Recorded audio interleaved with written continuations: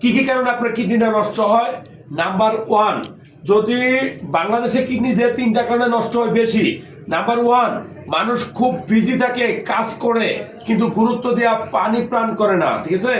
হ্যাঁ, যদি পানি পান না করে অর্থাৎ প্রয়োজনীয় পানি না খায় তাহলে তার কিডনি নষ্ট হবে। নাম্বার ওয়ান, পানির অভাবে কিডনি ড্যামেজ হতে পারে।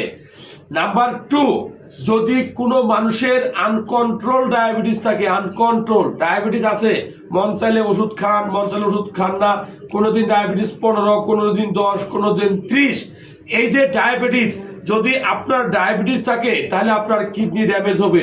এটা নাম্বার টু।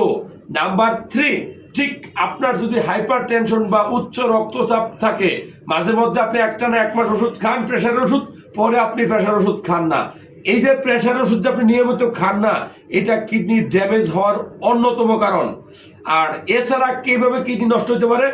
আপনি যদি ডাক্তারের পরামর্শ ছাড়া, প্রয়োজনীয় পরামর্শ ছাড়া ব্যথার ওষুধ খান তাহলে আপনার কিডনি নষ্ট হবে। মনে রাখবেন, একটা এসিক্লোভেনাক, একটা ডাইক্লোভেনাক ট্যাবলেট, একটা ইটোলিক অক্সিড ট্যাবলেট, একটা নেপ্রোজেন ট্যাবলেট, একটা ব্যথার ওষুধ আপনার পুরো কিডনিটা কেড়ে নিতে পারে।